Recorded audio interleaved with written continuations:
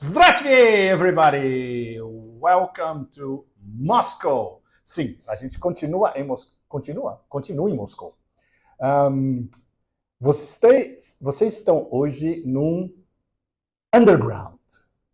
É um restaurante perto de Park Culture, Underground. Eu estou tomando um Irish Coffee absolutamente maravilhoso. E a nossa conversa hoje vai ser Rússia e além. Vai ser uma conversa seríssima. Eu já estou aqui há vários dias. Eu tive reuniões absolutamente espetaculares, jantares, conversas secretas, etc. Encontro com informantes. Estou para fazer uma viagem muito importante e vocês vão saber mais tarde, talvez já na próxima semana. E o Pepe Café está indo muito bem, obrigado a vocês todos. Continua a audiência excelente e os meus fabulosos amigos que tornam esse canal possível, eles me falam, peça para as pessoas assinarem. Então, assinem e distribuem e assinem vocês todos no Brasil e na diáspora lusófona no planeta inteiro. Vamos fazer esse canal chegar rápido, bem rápido, a 100 mil assinantes. E aí vai ter ótimas surpresas daqui para frente. Para começar essa história eu vou tentar começar com uma imagem para vocês. Uma imagem extremamente várias imagens, in fact, bastante tóxicas. Uma delas é da distribuidora de biscoitinhos que armou o golpe no Maidan de Kiev em 2014, ela fez uma visita a Kiev. E no meio de uma praça vazia, rodeada de seguranças, mas até o limite, e impedindo justamente que alguém com uma pistola ou algum sniper pudesse visar a senhora Nuland, ela fez uma ameaça, entre outras coisas, direta à Rússia, dizendo que o senhor Putin pode esperar algumas surpresas do fronte ucraniano daqui para frente. Quando um personagem tóxico como esse, que é um dos principais neocons, ela, uma neocon extraviada, demente, casada com o padrinho absoluto dos neocons, Robert Kagan, faz uma ameaça dessa, isso significa que todo o sistema de operações negras e sujas da CIA e de outros tentáculos do Deep State está por trás. Ou seja, a Rússia pode esperar surpresas muito desagradáveis daqui para frente, traduzidas em uma palavra para vocês todos: terror. Atentados terroristas dentro da Federação Russa. Por isso que isso é tão sério. Claro, a inteligência russa, interna e externa, e militar também, são 3 agências diferentes, eles sabem de tudo isso. E eles estão se preparando. Eu não digo que estejam totalmente preparados, porque muitos desses atentados têm um certo sucesso dentro da Federação Russa. Um ataque contra um barco da Frota do Mar Negro, ou ataques contra civis em Lugansk ou em Donetsk, como houve recentemente um ataque contra um café padaria em Lugansk, com um número de mortos absurdo, incluindo senhoras e crianças. Então essa é uma ameaça de que o próximo estágio, já que eles estão perdendo a guerra no terreno, que é algo que a gente vai conversar nos próximos Pepe Café, o plano B, que na verdade é um plano A também, sempre foi, é o plano A+, ou A-, é atentados terroristas. Ao mesmo tempo, isso coincidiu, poucos dias depois da viagem dessa tóxica representante dos neocons, a briga de cachorros entre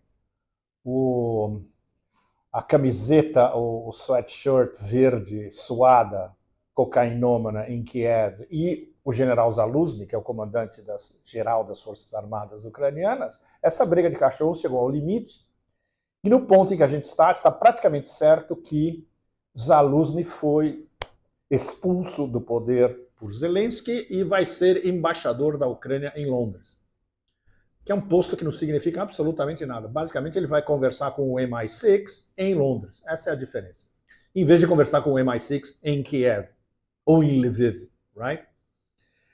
Então, isso também é muito complicado, porque não se sabe qual será o novo comandante ucraniano das Forças Armadas e o principal candidato é o homem da CIA, Budanov. So, o que tudo isso nos diz, essencialmente? Que a CIA ganhou a guerra, a briga de cachorros dentro de Kiev. Os neocons desesperados, o homem deles sempre foi Zelensky. Mas o homem da CIA, do que a gente chama de Black Ops, das operações negras, das operações sujas, que é o que eles sempre fizeram, por exemplo, no Afeganistão, em todo o oeste da Ásia, ex-Oriente Médio, esse provavelmente vai ser o cara que vai controlar esses ataques terroristas contra a Federação Russa. Ou seja, o que vem daqui para frente vai ser extremamente sujo, barra pesada, embora o sistema russo de inteligência militar esteja preparado. Enquanto isso, continua, e eu já tive algumas informações de dentro e breve, bem de dentro, a técnica russa, que é, como a gente já discutiu, um misto de um camaleão ou um caranguejo, andando bem devagar, e a máquina de moer carne. Ou seja, as perdas ucranianas entre mortos e feridos são inomináveis, não há mais um exército regular capaz. As pessoas que eles estão chamando para o exército estão literalmente pegando anciãos em filas de ônibus. É uma metáfora, mas é muito próxima da realidade. Então, vários desses elementos eu coordenei numa coluna ligando com um depoimento absolutamente extraordinário do Dmitry Medvedev. Medvedev, ex-presidente russo e agora o vice-chairman do Conselho de Segurança russo. Eu vou citar algumas das coisas que o Medvedev falou, porque ela coloca, nessa coluna, ela dá a entrada. Eu fiz uma ligação direta com Born to Be Wild, do Steppenwolf. Muitos de vocês, baby boomers, vão saber, vão fazer a relação direta, porque Born to Be Wild é um dos hinos da história do rock mais absolutamente extraordinários. Bom, e o Medvedev, nesse post, ele foi totalmente Born to Be Wild, porque ele tem uma margem de manobra de falar na lata, direto, o que o presidente Putin não pode dizer e o que o Ministério das Relações Exteriores, por razões diplomáticas, também não pode dizer.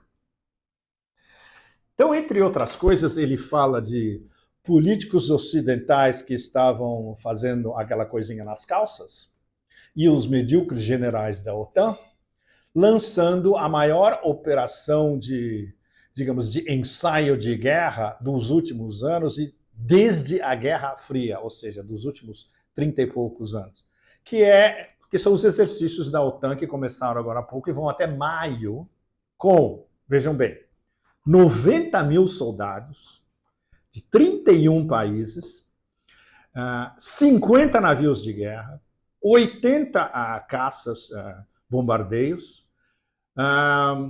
veículos de combate, pelo menos 1.100 e 133 tanques. Aí o Medvedev, claro, como ele não tem papas na língua, ele pode dizer que isso é um acesso de russofobia completamente absurdo, vindo de países que nos detestam profundamente, como Polônia, Látvia, Lituânia e Estônia, é verdade, e um exercício bem perto das fronteiras ocidentais da Rússia. Isso torna ainda mais grave. Claro, ele fala, como esses covardes da OTAN não disseram contra quem esse exercício está sendo feito. E se limitaram a um blá blá blá que não diz absolutamente nada. Mas nós, Rússia, sabemos exatamente que se dirige contra nós. E a imagem que ele dá é sensacional. Eu vou reproduzir, traduzindo literalmente o que ele diz. Eles estão ameaçando a Rússia e mostrar para o porco-espinho russo um traseiro transgênero europeu bem gordo. Palavras de Medvedev. Ou seja, em vez de ser um negócio que espanta todo mundo, na verdade, é muito significante. Ele diz por quê? Porque é brincar com fogo. Especialmente quando todo mundo que tem um mínimo de cérebro entre Washington e Bruxelas sabe, como ele diz, e é verdade, que a Rússia não vai atacar ninguém da OTAN. O poder decisório russo sabe muito bem que a OTAN, o único pretexto que a OTAN teria para lançar uma guerra contra a Rússia é invocar o artigo 5, que um ataque contra um membro da OTAN é um ataque contra todos, e, obviamente, um ataque desfechado pelo agressor russo. Isso não vai acontecer, não vai acontecer nunca. Todo mundo sabe disso, Putin fala sobre isso o tempo todo, Lavrov, etc. E o Medvedev, claro, fala com uma coloração na tradução que é absolutamente impagável, né? Ele fala, bom, se isso acontecesse, se esses exercícios são um prenúncio de uma guerra que a OTAN gostaria de lançar, então eles não têm outra saída, porque vai ser uma guerra real. E se for uma guerra real, nós vamos para cima e nós vamos acabar com seja quem for. E isso inclui gente usando capacetes da OTAN, que está brandindo as suas armas o tempo todo e na retaguarda e achando que vai escapar, porque são acessórios de um ataque contra a Federação Russa. Esses é bom eles lembrarem de qualquer tipo de provocação, como ela vai ser respondida. Bom, então, essa é a versão literalmente Born to be Wild, e aí vocês podem ouvir a música dos extraordinários Steppenwolf, colocado em termos geopolíticos, que é algo que Putin não pode fazer, nem o Ministério das Relações Exteriores pode fazer. Aí eu fiz uma ligação disso com duas análises absolutamente extraordinárias. Uma delas de um ucraniano que vive na Rússia e escreve na mídia russa, que eu tive o prazer de conhecer aqui, onde eu estou agora, nesse café, nesse restaurante café, o Rostislav Ischenko, e um analista alemão chamado Patrick Baab.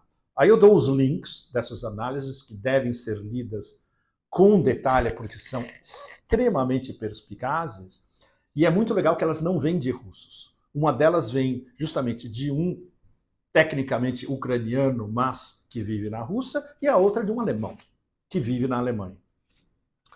E as duas conclusões principais do Ischenko são fundamentais, porque isso nos guia para tudo o que está acontecendo agora e durante o resto desse ano 2024. O Ischenko diz claramente que hoje todos esses exércitos da OTAN, inclusive esses 90 mil que estão participando desse exercício maluco, eles têm uma capacidade de guerra real muito menor do que o exército russo tinha há 30 anos atrás. Então ele está fazendo uma comparação entre a OTAN hoje e a Rússia no começo dos anos 90, logo após a queda da União, o desabamento da União Soviética. E ele coloca claramente qual é a escolha estratégica do Ocidente como um todo. E aí a gente está falando do otanistão inteiro, dos Estados Unidos, Canadá, até toda a Europa ocidental e oriental. É uma escolha absolutamente binária e uma exclui a outra. Ou é o que eu chamo de a humilhação cósmica da OTAN, que pode acontecer esse ano ainda, até o final do ano, na Ucrânia, por uma derrota no campo de batalha, ou uma guerra total contra a Rússia, que os exércitos do otanistão inteiro não têm a menor condição de embarcar. E isso nós vemos nos respingos de news que vem, por exemplo, da Inglaterra, da França ou da Alemanha, falando do estado absolutamente lamentável dos exércitos de todos esses principais países da OTAN.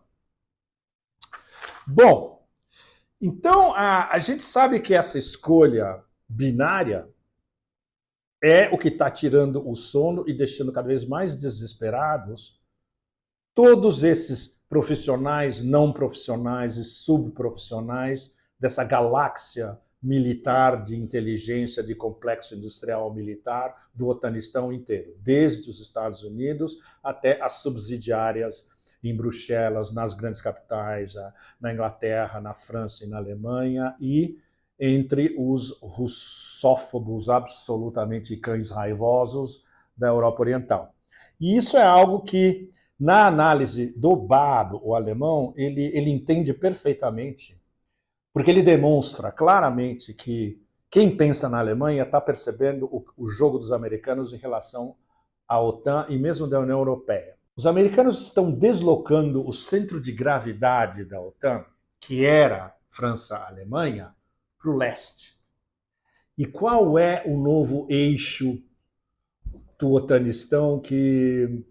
Bom, em termos morais, não vamos falar de bem ou do mal, mas diríamos o eixo tóxico, o novo eixo tóxico da OTAN é um eixo Washington, Vilnius, Varsóvia, Kiev. Ou seja, os americanos continuam, mesmo com todos os desastres da guerra, eles continuam incorporando Kiev a esses dementes raivosos da Europa Oriental, ligados a Londres e ligados a Washington. Qual é o outro lado? Ou seja, isso é algo que, por exemplo, o Medvedev não fala, o Ischenko não fala, e é muito legal que um europeu como o Bab fala diretamente. O outro lado é o que a gente o tempo todo analisa como o avanço do Sul global e o caminho para o mundo multipolar. É um eixo Budapeste, Hungria, que é fundamental, e breve será Hungria, Áustria, Eslováquia, uma parte considerável da Europa Oriental e muito interessante, uma parte que revive um pouco o Império Austro-Húngaro. Moscou, Astana, no Cazaquistão, e Beijing, Pequim. Ou seja, esses são todos personagens das novas rotas da seda, da União Econômica Euroasiática, da expansão da Organização de Cooperação de Xangai, do mundo multipolar na Eurásia e do novo mundo multipolar que está sendo desenhado desde a Turquia até Vladivostok, né? De uma ponta a outra da Eurásia inteira, menos a península. E a península da Eurásia é a Europa. Bom, as possibilidades de contra-ataque desse eixo tóxico, Washington, Londres, Vilnius, Varsóvia, Kiev, incluem algo que muito pouca gente no mundo inteiro sabe como funciona e para que serve, que é uma iniciativa que se chama Três Mares. Essa é uma iniciativa, evidentemente, que vem de think tanks americanos, centrada basicamente no Báltico, mas entra o Mediterrâneo, o Báltico e o Mar Negro. A OTAN quer controlar tudo isso. O Báltico vai ser o Mediterrâneo, talvez até uma certa parte, onde chega no leste do Mediterrâneo, os russos têm uma base extremamente bem plantada, eles jamais vão impedir um controle do leste do Mediterrâneo dos americanos. E, melhor ainda, se a gente extravasa para o... Pequena pausa do Irish Coffee. Se a gente extravasa para o Canal de Suez, o Mar Vermelho, o Bab el-Mandeb, e aí dobrando em direção do Golfo de Oman e do Golfo Pérsico, os americanos não vão ter muito futuro nessa área por causa de quem? Do eixo da resistência, onde o principal personagem é o Iêmen, que, de todas as maneiras possíveis, controla o Bab el-Mandeb e o Mar Vermelho, mesmo sendo bombardeado pelos americanos e pelos ingleses. Bom, então essa história dos três mares é super perigosa. Então eu incluo nesse texto um link de uma discussão que teve muito recente com justamente membros deste eixo tóxico, mais ou menos tentando imaginar como vai ser a capacidade deles de bloquear os três mares a acesso aos russos. Claro, isso é o que a gente chama de wishful thinking. Desejos de pensamentos de desejos impossíveis, digamos, né? Não vai acontecer. Outro pensamento de desejos impossíveis é um negócio absolutamente extraordinário que eu duvido que tenha sido noticiado no Ocidente. É um memorando secreto que vazou, evidentemente, coordenado pela London School of Economics, com ligação direta a fundações atlanticistas alemães e o USAID, que é especialista em fomentar revoluções coloridas no mundo inteiro. Eles têm um plano para, reviver a economia ucraniana completamente devastada, e ainda vai ser mais devastada durante esse ano, 2024, e transformar Kiev numa espécie de nova Singapura. Ou seja, em termos de delirium tremens, podemos dizer, é um negócio completamente absurdo. Mas os caras estão estudando isso. Isso dá uma ideia para vocês de como esses think tanks não param de soltar praticamente toda semana ou todo mês planos completamente impraticáveis que não levam em consideração não só o que está acontecendo no terreno, como o futuro reservado à Ucrânia, que é o mais negro possível. E isso é algo muito interessante que a análise do alemão Ubab entra em detalhes. O que a União Europeia está esperando desesperadamente de uma Ucrânia, digamos, pacificada? É muito legal porque ele, pelo menos, ele elenca os problemas, que são todos ligados à geoeconomia. A União Europeia precisa da Ucrânia por uma série de razões, entre elas, e essas são as principais. Eles precisam de lítio para poder, mais ou menos, organizar a balela absoluta da descarbonização da União Europeia. Todo mundo sabe que isso é uma miragem literalmente no deserto. Eles precisam das riquezas minerais da Ucrânia. A maior parte delas estão aonde? No Donbass, que eles nunca vão recuperar. O Donbass, a partir de ontem, hoje e amanhã, foi, e será e continuará a ser russo. O solo de terra negra da Ucrânia, que é um dos solos mais produtivos do planeta. Aí entra um problema seríssimo. Esse solo não vai ser controlado pelos europeus.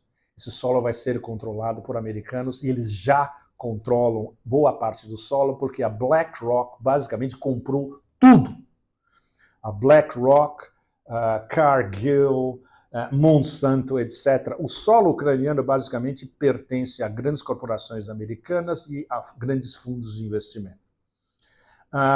As rotas marítimas, super importante. Eles acham que eles vão poder ter alguma influência controlando pelo menos uma parte do Mar Negro, onde a Ucrânia, que ainda pertence à Ucrânia. Se, e isso é um se que pode ser resolvido ainda em 2024, se não em 2025, Odessa for conquistada pelos russos, o que é algo que é muito interessante quando a gente vê o presidente Putin falando diretamente que Odessa é uma cidade russa. Odessa é uma cidade russa, sempre foi uma cidade russa, e a maioria da população é russófona. E é ligada, tem laços extremamente próximos, culturais, políticos, econômicos, com a Rússia.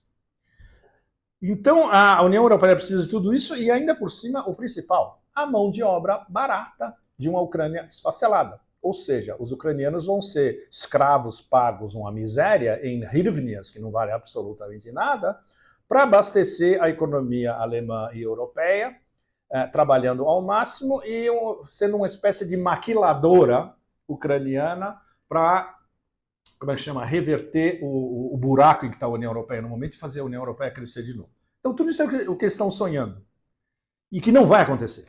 Porque todos os indícios do que está acontecendo no terreno no momento dizem que esse é o ano decisivo, não só para uma possível ofensiva russa em vários estágios, uma ofensiva russa em forma de pinça, se continuar ainda no mesmo esquema camaleão e máquina de moer carne, dizimar completamente as forças armadas ucranianas. Todos os cenários daqui para frente, eles determinam um predomínio russo da situação no campo de batalha e digamos, na circunscrição geoeconômica do futuro da Ucrânia. Nada vai acontecer até as eleições americanas, com certeza, e a conclusão, mais ou menos, é uma conclusão direta no caso do Ischenko e no caso do Bab, e indireta no caso do Medvedev. Não vai ter um processo de paz ou negociação sobre a Ucrânia esse ano de maneira nenhuma. Não tem a menor chance. E para o ano que vem, ainda isso depende dos resultados das eleições americanas.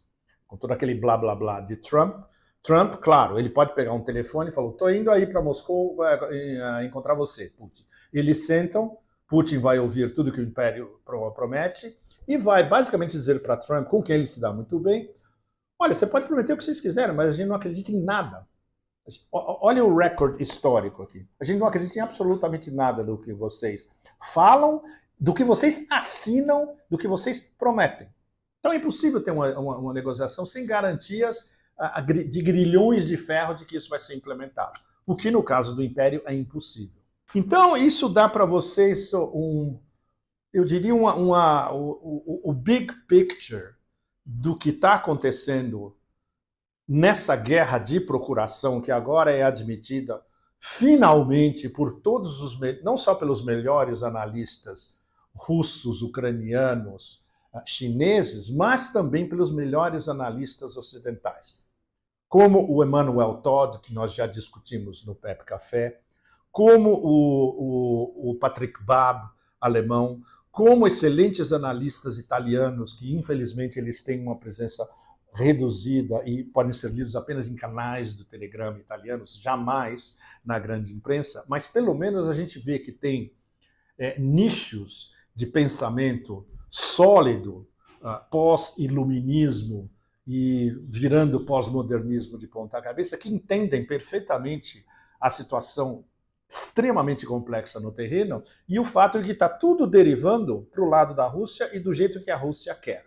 O que a gente não sabe, nem mesmo em Moscou, isso ninguém sabe, é a duração desse processo, se vai ser o ano inteiro de 2004, se extravasa para 2025, como isso vai ser organizado, até onde a Rússia quer avançar, se isso para mais ou menos em apenas o controle total do Donbass ou se avança, se isso vai levar o famoso todos os caminhos levam a Odessa, e evidentemente como vai reagir a Federação Russa se essa promessa tóxica, da tóxica Vitória Nuland, de ataques terroristas dentro da Federação Russa, se a paciência do urso vai chegar a um ponto onde, aí sim, aí a gente vai entrar no terreno Medvedev.